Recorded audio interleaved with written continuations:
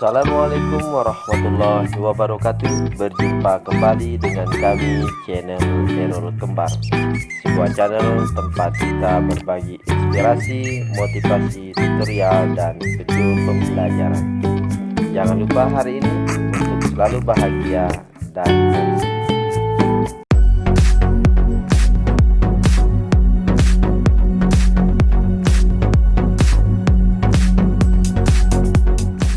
Hai adik-adik Nusantara, berjumpa kembali dengan kami channel Errol Kembar. Kali ini kalian bersama dengan Pak Hairul.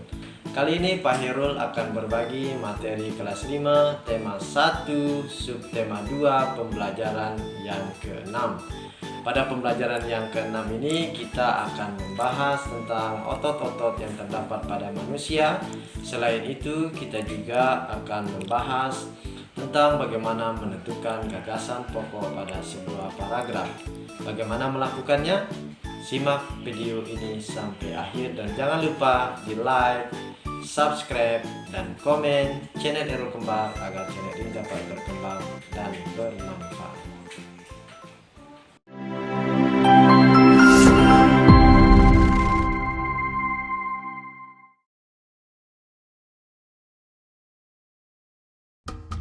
Sekarang coba kalian simak penjelasannya dengan lengkap seperti berikut ini.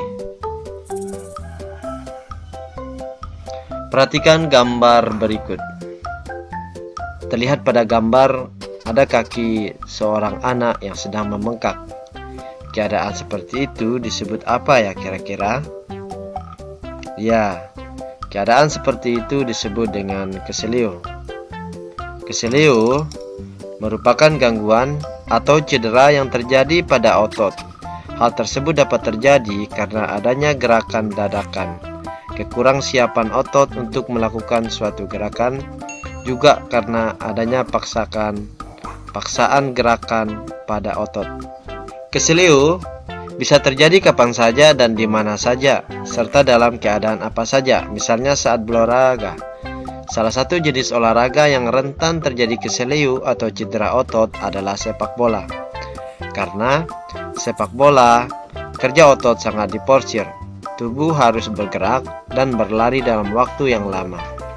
Oleh karena itu, untuk memperkecil kemungkinan terjadinya cedera, sebelum melakukan permainan sepak bola dan olahraga lainnya, harus menguasai teknik-tekniknya terlebih dahulu.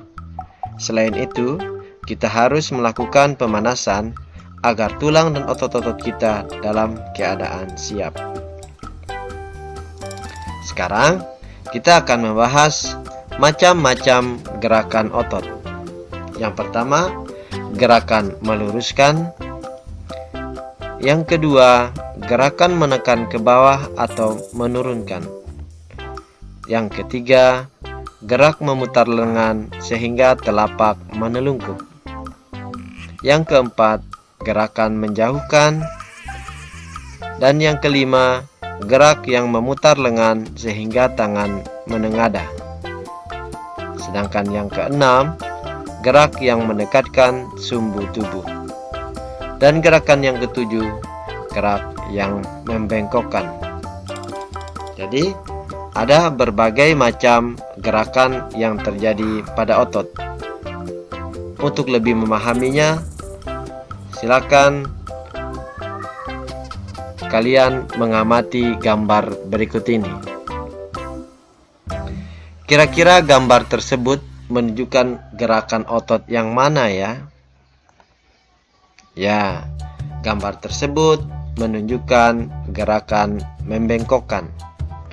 Sementara gambar ini adalah gerakan otot meluruskan. Bagaimana dengan gambar yang ketiga? Gambar tersebut menunjukkan gerakan yang mana? Ya, gerak mendekatkan. Selanjutnya gambar yang keempat. Gambar keempat menunjukkan gerakan menjauhkan. Sementara gambar yang kelima menunjukkan gerakan memutar. Bagaimana dengan gambar yang keenam?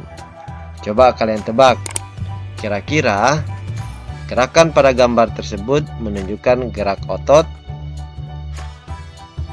Ya, gerakan menekan ke bawah atau menurunkan. Nah, sekarang bagaimanakah cara kita merawat otot? Cara yang pertama adalah menghindari gerakan yang membebani kerja otot secara berlebihan. Agar terhindar dari gangguan atau cedera pada otot, maka kita harus menghindari kegiatan atau gerakan yang dipaksakan, gerakan tiba-tiba, dan kegiatan-kegiatan yang terlalu membebani kerja otot. Yang kedua yang dapat kita lakukan adalah melakukan peregangan. Beberapa gerakan peregangan sebelum dan sesudah melakukan aktivitas tertentu yang memanfaatkan kerja otot dalam jangka waktu yang lama, seperti saat melakukan olahraga, berjalan jauh, dan berlari. Selanjutnya, melakukan latihan yang rutin. Banyak latihan fisik yang dapat kita lakukan untuk menjaga kesehatan otot. Latihan rutin ini dapat dilakukan dengan beban maupun tanpa beban.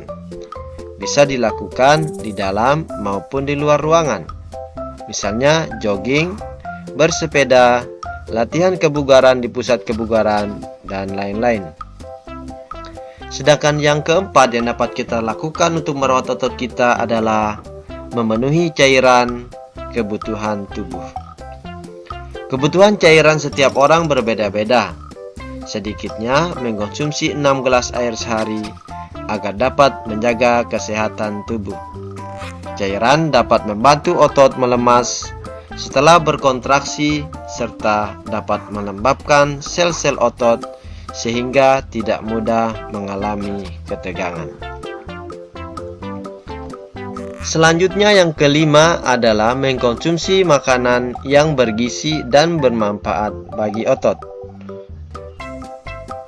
Banyak jenis makanan yang mengandung gizi yang baik bagi otot, khususnya untuk pembentukan otot. Makanan-makanan tersebut antara lain putih telur, susu, ikan tuna, sayur brokoli, dada ayam, daging sapi, minyak ikan, keju, kacang almond, dan kacang Arab dan bayam. Sementara yang keenam, meringankan nyeri otot, yaitu dengan menggunakan krim khusus untuk menimbulkan rasa hangat sehingga otot yang kram menjadi lebih rileks. Nah, bagaimana penjelasan yang telah kami sampaikan? Mudah-mudahan dapat dimengerti dan dapat dipergunakan dalam kehidupan sehari-hari. Nah, sekarang kita akan membaca bacaan yang berjudul Adirai Binaragawan Perkasa Indonesia.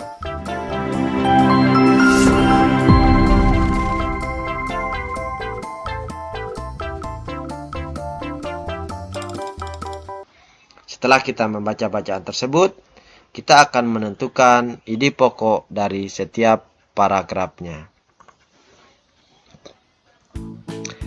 Adirai adalah sosok pria perkasa yang sangat terkenal di Indonesia, bahkan di dunia. Sebagai binaragawan Indonesia, banyak sudah prestasi yang diraihnya, baik di tingkat nasional maupun internasional. Saat ini Adirai telah pensiun sebagai atlet binaraga. Meskipun demikian, ia tetap aktif menjadi pembina dan membuka tempat kebugaran di beberapa daerah di Indonesia. Pada waktu kecil, Adirai hanya seorang anak kecil yang memiliki tubuh kurus. Bahkan, bisa dibilang sangat kurus. Pada umur 10 tahun, Adirai hanya memiliki berat badan 25 kg.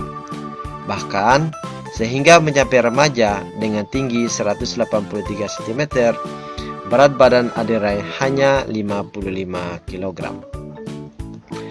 Adirai dia memiliki minat yang tinggi dalam bidang olahraga.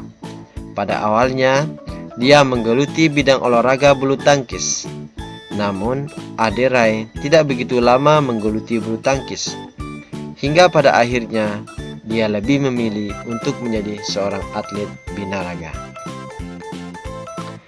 Prestasi pertama Ade Rai dalam bidang binaraga diraih pada tahun 1995. Prestasi tersebut memicunya untuk terus aktif mengikuti berbagai kejuaraan mulai dari lingkup kecil hingga besar, mulai dari lokal, nasional, hingga internasional. Hingga akhirnya Ade Rai terus berkembang dan meraih prestasi demi prestasi dari berbagai kejuaraan.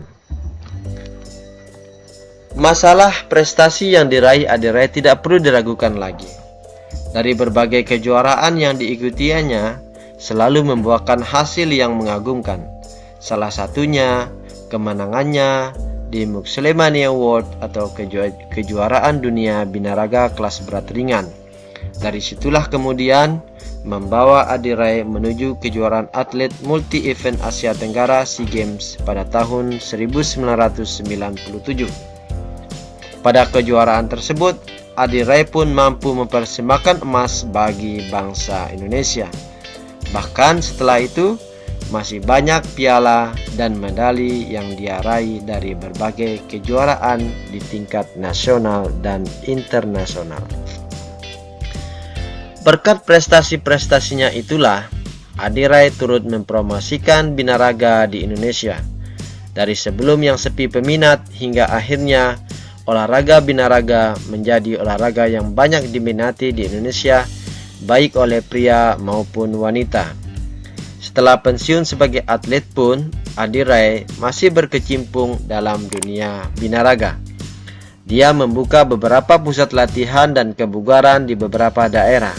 Selain itu, Ade Rai juga menjual suplemen dan melakukan pelatihan sertifikasi untuk para profesional di bidang fitness. Ade juga aktif mengempanyekan hidup sehat melalui fitness dengan menerbitkan buku dan majalah, serta menjadi pembicara di berbagai seminar dan acara.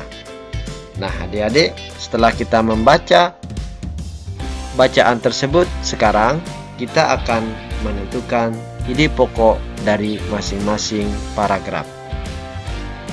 Kita mulai dari paragraf pertama. Ide pokoknya adalah Ade Rai adalah binaragawan yang tidak hanya terkenal di Indonesia tetapi di dunia. Sedangkan paragraf yang kedua, ide pokoknya adalah Ade Rai hanya seorang anak kecil yang memiliki tubuh kurus. Paragraf ketiga, ide pokoknya adalah Ade Rai memiliki minat yang tinggi dalam bidang olahraga. Sementara paragraf yang keempat, prestasi pertama Ade Rai dalam bidang binaraga diraih pada tahun 1995. Terus pada paragraf yang kelima adalah prestasi yang diraih Ade Rai tidak perlu diragukan lagi. Sementara pada paragraf yang keenam, ide pokoknya adalah Ade Rai turut mempromosikan binaraga di Indonesia. Paragraf ketujuh, cari sendiri ya. Nah, sekarang kita akan membahas tentang gambar cover. Kita akan membahas tentang unsur-unsur yang terdapat dalam gambar cover dan ragam desain.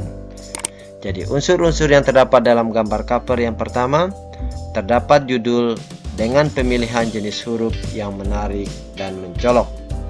Yang kedua, terdapat kalimat penjelas judul yang singkat dan mudah dipahami. Dan yang ketiga, terdapat nama penulis.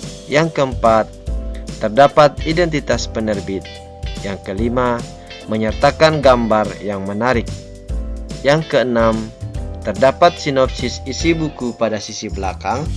Dan yang terakhir, terdapat identitas buku pada punggung buku. Sementara ragam desain dari cover, yang pertama, cover dengan latar berwarna putih dan tulisan sederhana. Pada jenis ini tidak ada gambar yang memenuhi halaman. Bahkan terkadang hanya berisi judul. namun pengarang dan nama penerbit. Dengan demikian, yang nampak dominan adalah warna putih dan ruang kosong. Ruang kosong semacam ini dimaksudkan sebagai ruang yang lega agar mata tidak sesak terpenuhi oleh gambar. Sementara yang kedua adalah desain penuh warna dan gambar. Pada jenis ini, bagian yang dominan adalah gambar ilustrasi dan judul. Selain itu, juga disajikan permainan warna yang mencolok dan bervariasi. Bagaimana adik-adik? Cukup mudah kan materi di pembelajaran 6 kali ini? Mudah-mudahan apa yang telah kami sampaikan dapat bermanfaat dan dapat membantu kalian di dalam kalian belajar dari rumah. Demikian, Assalamualaikum warahmatullahi wabarakatuh.